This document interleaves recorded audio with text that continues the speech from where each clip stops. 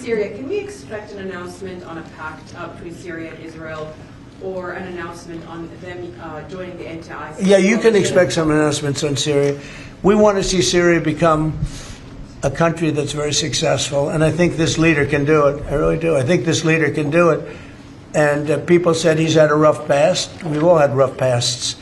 But he has had a rough past, and I think, frankly, if you didn't have a rough past, you wouldn't have a chance. Mr. President, on Syria. Please, behind you. Caitlin, behind you. Thank you, Caitlin. On Syria, can we expect an announcement on a pact between Syria and Israel, or an announcement on them joining the end to ISIS? Yeah, you can expect some announcements on Syria. We want to see Syria become a country that's very successful, and I think this leader can do it. I really do. I think this leader can do it. And people said he's had a rough past. We've all had rough pasts. But he has had a rough past, and I think, frankly, if you didn't have a rough past, you wouldn't have a chance. He gets along very well with Turkey, with President Erdogan, who's a great leader. Erdogan's a great leader, and very much in favor of what's happening in Syria. We have to make Syria work. Syria is a big part of the Middle East, and I will tell you, I think it is working and really well. We're working also with Israel on, getting along with Syria, getting along with everybody, and that's working amazingly. As you know, Hamas has given us back numerous bodies. It sounds pretty gruesome, but it's something the parents want more than if their son had been living. Hard to believe. I've seen all of the parents, so many of the parents, and getting back the body of their son, their dead son, is as vital to them, as important to them, as if the boy was generally the boy was alive. And as you know, over the last 4 or 5 days, we've gotten a lot of the additional bodies that they said they were going to. They've worked very hard to do that. So we have peace in the Middle East. It's a great thing, and nobody's ever seen anything quite like it. After your meeting with the Syrian president today, Switzerland, Mr. you posted President. last week about your talks with Switzerland. We're reporting that you're near a deal that would lower their rate. With Switzerland? Yeah. We're working on a deal to get their tariffs a little bit lower because 15% is what we're doing. no, I haven't said any number, but we're going to be working on something to help Switzerland along. We hit Switzerland very hard. We want Switzerland to remain successful, and we're a part of Switzerland in the sense that they've been a very good ally. Yeah, we're working on them and some others, and we're working on others to increase them a little bit too. How close is it to Switzerland?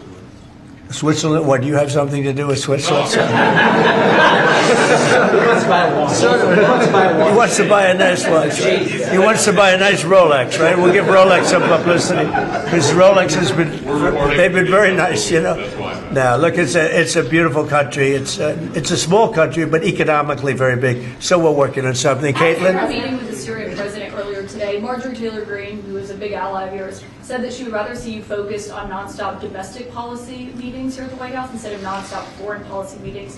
What's your response to her saying that, and also saying that grocery prices are up and not down, as you've said? Yeah, so I don't know what happened to Marjorie. She's a nice woman, but I don't know what happened. She's lost her way, I think.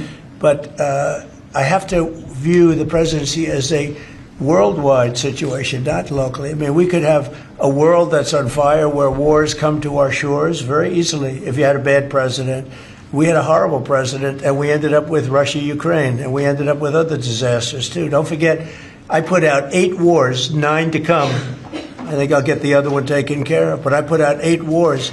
And look at the damage that Russia, Ukraine has done to us as a country. I mean, we spent $350 billion. We're not spending any money anymore. Now they pay us through NATO. I got NATO to go from 2% to 5%. Well, that's very important.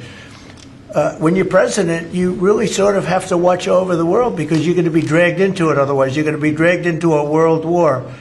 I think if I weren't president, first of all, that war would have never happened if I was president.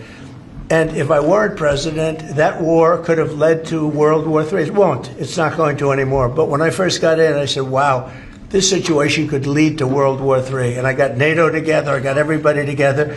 But with all of that, I passed a great, big, beautiful bill, which is the biggest tax cuts in the history of our country. So when somebody like Marjorie Taylor Greene, who's now catering to the other side, I don't know what, I guess she's, got some kind of an act going, but I'm surprised at her. But when somebody like Marjorie goes over and starts making statements like that, it shows she doesn't know. I don't devote a lot of my time. Let me give you another example. China. China was going to hit us with rare earth. Now, everybody says, oh, what does that mean? Magnets. If China refused to give magnets, because they have a monopoly on magnets, because they were allowed to happen over a 32-year period, there wouldn't be a car made in the entire world.